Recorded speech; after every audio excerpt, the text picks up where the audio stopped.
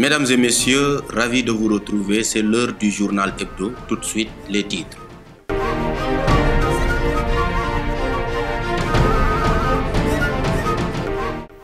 Ce jeudi 14 janvier 2021 s'est tenu à la salle de conférence de la gouvernance de Tambacounda un comité régional de développement CRD pour le lancement officiel du projet phare Femmes et Agriculture Résiliente.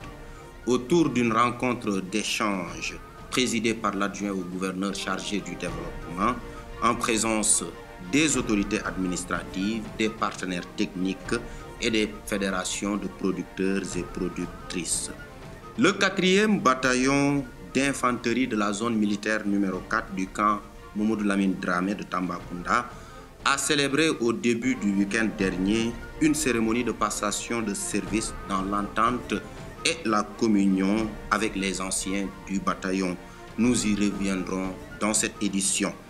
Le démarrage des travaux de construction de l'Université du Sénégal oriental a suscité beaucoup de polémiques dans la capitale orientale. Certains Tambacoundois rencontrés par notre équipe se prononceront dans ce journal sur ce sujet qui défraie la chronique. Une conférence de presse tenue le dimanche 10 janvier dernier au Centre culturel régional de Tambacounda a officiellement lancé le festival culturel urbain Mandingue. Les principales activités de ce festival, organisé par le groupe African Vibes de Tambacounda, seront également au menu de cet hebdo. La chronique de la semaine mettra fin à ce journal. Dans un instant, le développement.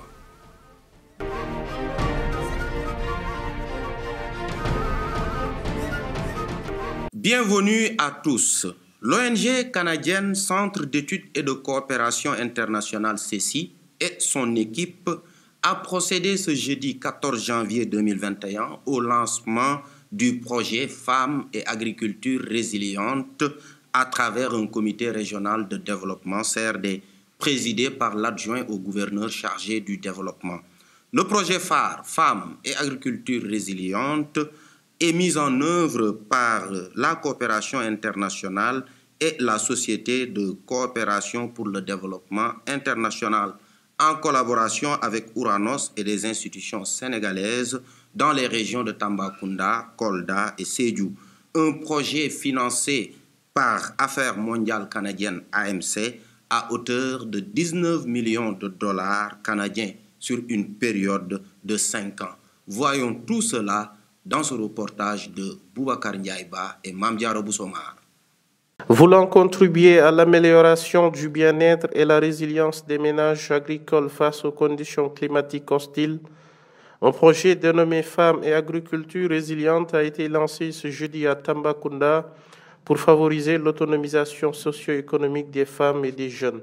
Nous comptons travailler avec des fédérations de producteurs de bananes de la région de Sédhiou à Provac et de la région de Tamba à Provac, de la région de Sédhiou, la Fédération des producteurs de bananes de Sédhiou, de Ajac dans le cadre de la production maraîchère et du riz irrigué à FEPROBA, à l'Anambé avec l'organisation des producteurs de riz du bassin de l'Anambé. Doté d'un financement de 8,45 milliards de francs CFA, le projet phare cible plus de 4000 productrices et producteurs de 4 organisations agricoles. Le projet est financé par Affaires mondiales Canada sur un montant de 19 millions de dollars canadiens. Donc ce projet est piloté au Sénégal par un consortium d'ONG canadiennes, dont le CECI, le Centre d'études et de coopération internationale, et le SOCODEVI. Donc le projet vise l'amélioration du bien-être socio-économique et de la résilience des ménages agricoles face aux conditions climatiques dans les régions de Tamba et de Kolda.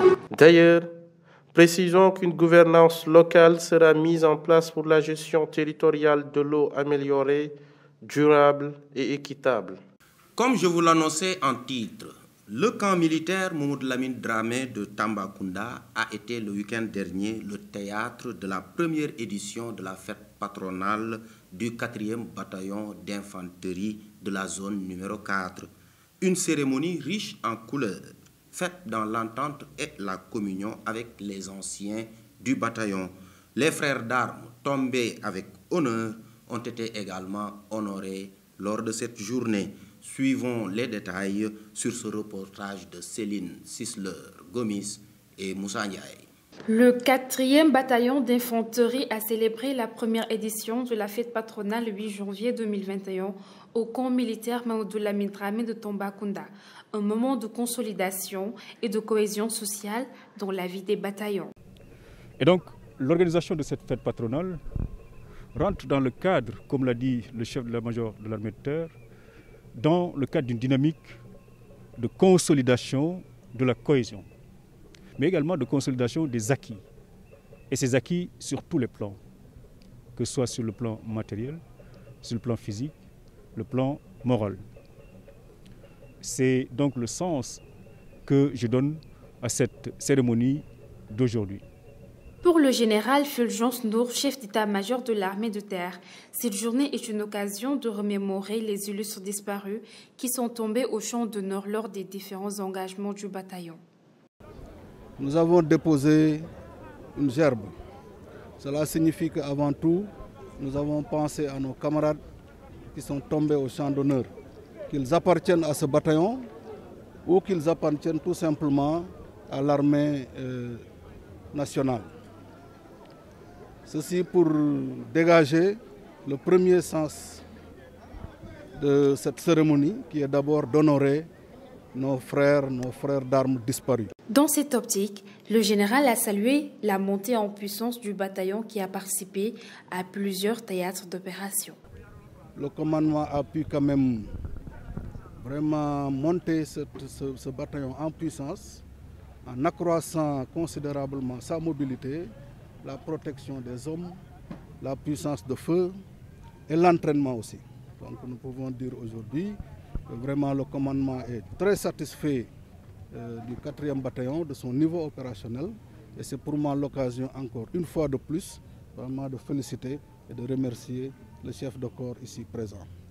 Pour rappel, la cérémonie d'installation du nouveau commandant de la zone militaire numéro 4, en l'occurrence Boubacar Touré, est reportée à une date ultérieure, selon la DIRPA. Merci à Céline Sisler-Gomis et Moussa Ndiaye pour ce reportage intéressant.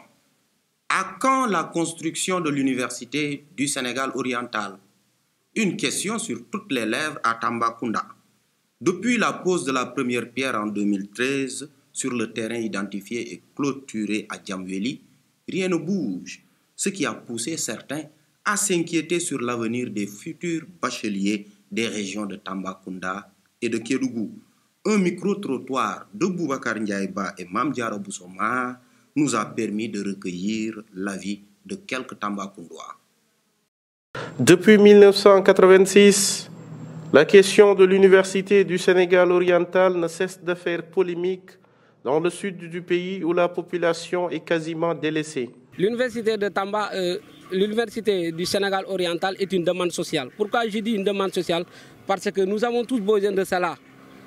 Nous avons besoin de cela pour pouvoir permettre aux générations futures de poursuivre leurs études comme il se doit, mais aussi de travailler dans de très bonnes conditions. Le problème de l'université à Tambacounda, c'est un fléau. Vraiment, j'ai visité le site, ça fait 2 ou 3 ans maintenant. J'ai vu le mur, vraiment, j'étais content ce jour-là, très content. Mais jusqu'à présent, ça n'a pas bougé. Chaque année, beaucoup d'étudiants abandonnent leurs études supérieures pour faute de lieux d'hébergement à Dakar, où sont concentrés la plupart des étudiants de la région, selon Mamadi Touré. Nous avons eu le bac en 2016.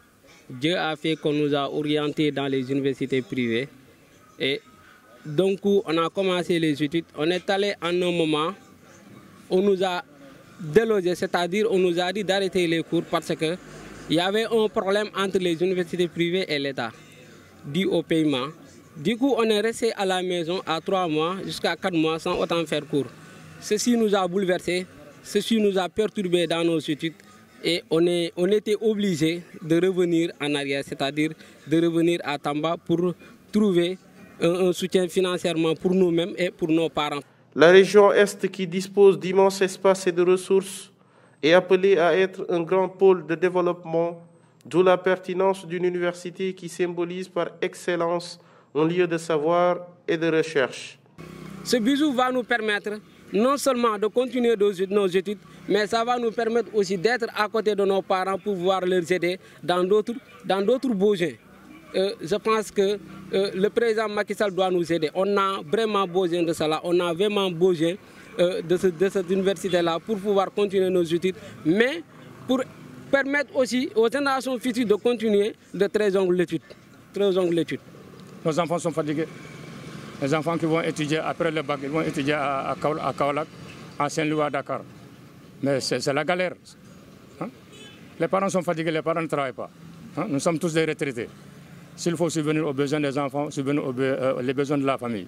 Édifier l'Université du Sénégal oriental reste également synonyme d'équité territoriale. Merci à Boubacar Ndiaïba et Mame Diarra Boussoma et nous espérons que les travaux vont bientôt démarrer aux grandes dames des futurs bacheliers et des parents. Dans le but de préparer des céréales, d'écouler leurs produits et d'envahir le marché local, 30 jeunes femmes ont bénéficié d'une formation de 15 jours au centre culturel de Sinthiang, à quelques kilomètres de Gouloumbou.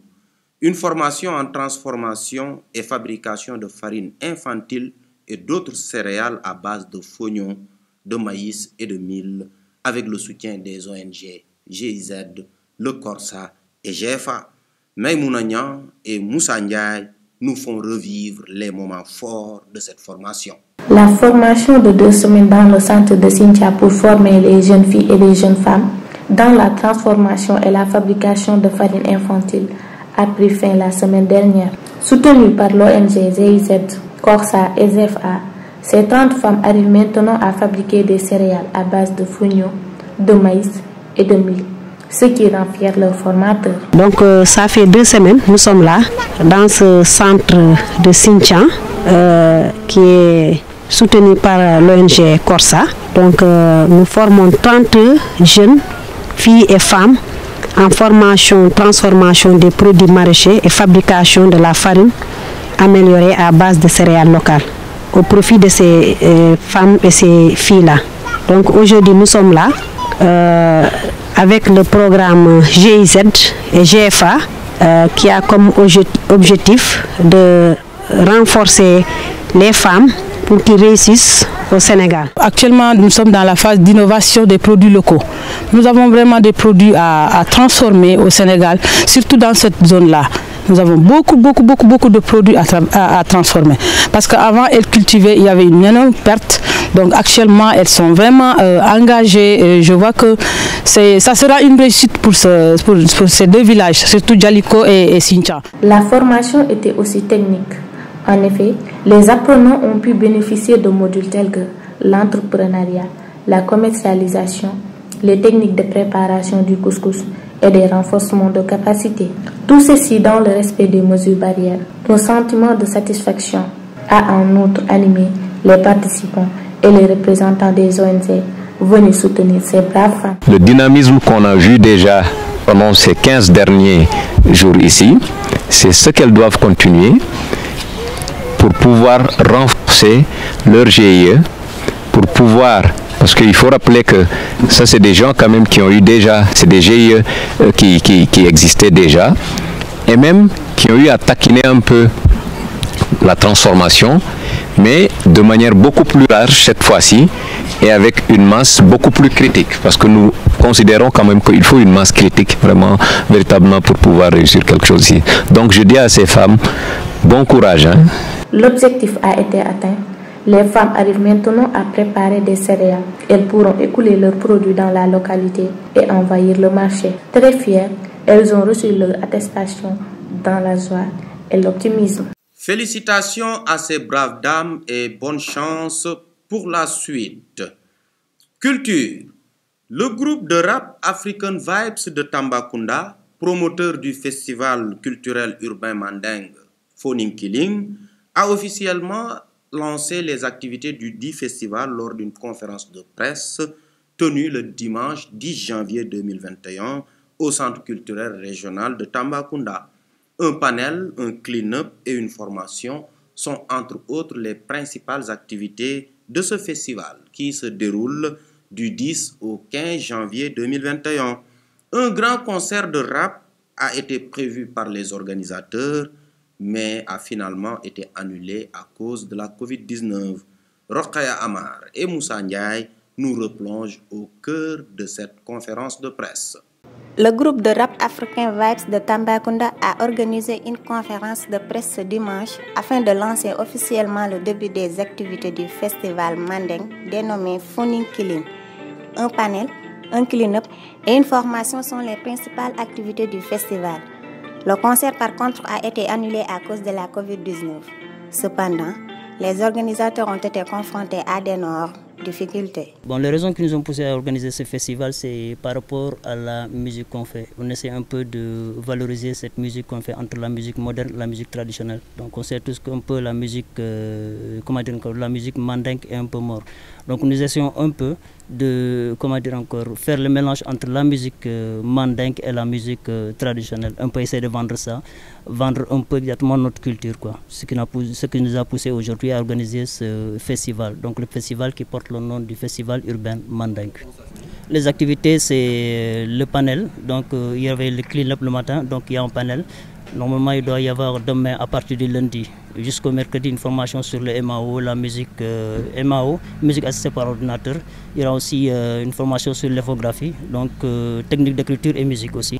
Dans un contexte de Covid qui a été un peu difficile parce que la dernière fois, on a été voir le préfet, donc qui nous avait un peu interdit le concert, donc on devait organiser un concert, mais malheureusement, donc on l'a supprimé tout simplement parce qu'il y a la situation du Covid qui s'impose. En sensibilisation, le matin, on organisait un clean-up avec 4 associations différentes. Donc on était parti là-bas parler avec eux, essayer de sensibiliser. Donc on a profité pour faire de la sensibilisation sur le Covid-19. Donc tout en espérant que les gens qui vont prendre part sur le panel et les formations vont essayer de respecter les mesures de distanciation. Le secteur de la culture est en difficulté en ce moment à cause de la pandémie du coronavirus, raison pour laquelle le festival a pris du temps pour se réaliser. Malgré les nombreux échanges avec le directeur du centre culturel régional. Depuis que je suis arrivé ici il y a maintenant 6 mois, Diallo et tous ses collaborateurs, on a eu très souvent des séances d'échange autour, n'est-ce pas, de ce projet-là. J'ai eu, à mon arrivée, l'honneur de signer toutes les conventions du Fonds de développement des cultures urbaines pour le secteur de Tamba. Et parmi les conventions que j'ai signées, parmi les initiateurs, vraiment j'aimerais remercier tous ceux-là qui ont eu des projets qu'on a portés au niveau national et qui ont été reçus.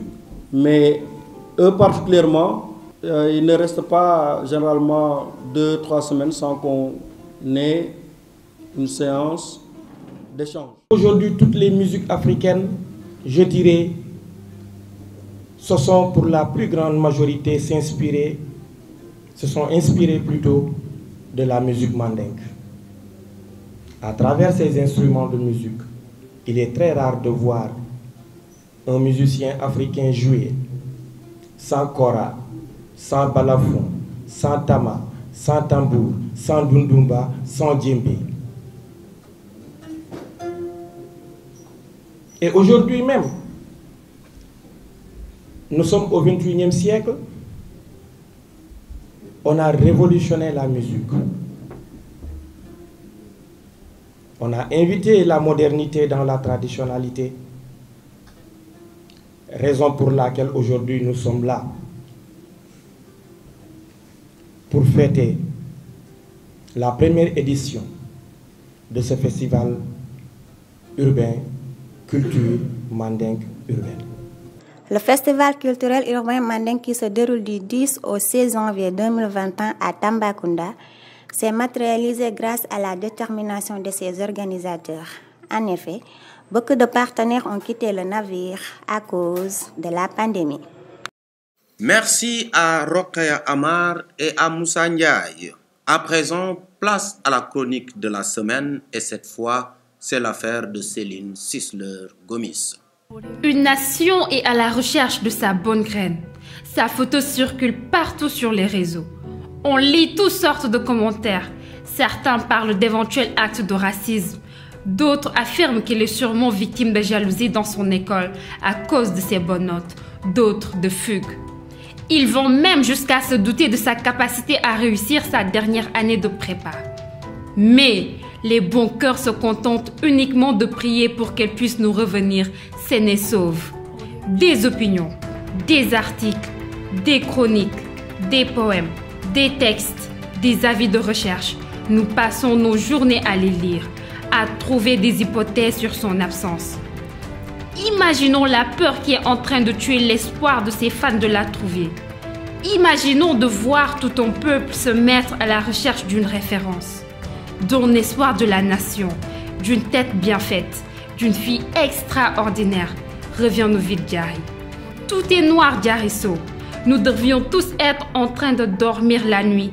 Pourtant, c'est bien la dernière chose que nous faisons depuis le 4 janvier 2021. Nous repensons au bonheur dans lequel nous étions quand tu étais à nos côtés. Où es-tu, Diary? Le Sénégal, le monde entier, paraît sombre et plus sinistre depuis ta disparition. Ton absence nous pèse et le temps nous fait perdre espoir. Nos cœurs, goutte à goutte, en pleurs silencieux. Attendre un signe de vie de toi. Jusqu'à quand? Où es-tu? Où es-tu, Diary? Au-delà de quel horizon? Attendre fait mal. Oublier fait mal. Mais ne pas savoir ce dont quoi tu es exactement, ni ce qui t'est arrivé, Diary, est la pire des souffrances. Reviens-nous, car tu es la référence pour cette jeunesse. Reviens-nous vite pour nous donner espoir par rapport à la jeunesse de demain. Reviens-nous pour ne pas tuer cette flamme ardente qui brûle en tes admirateurs. Reviens-nous, Diary. Reviens pour continuer le combat du changement de la mentalité africaine. Reviens vite, car tu nous manques énormément. Nous prions tous pour retrouver Diary Sow, qui, je le rappelle, a été la meilleure élève du Sénégal en 2018 et en 2019. Elle est également l'auteur du roman « Sous le visage d'un ange ». C'est la fin de cette édition.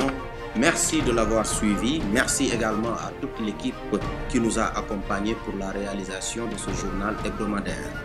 Quant à moi, je vous donne rendez-vous la semaine prochaine pour un autre tour de l'actualité. Prenez soin de vous et n'oubliez pas de porter vos masques. Excellente semaine à tous.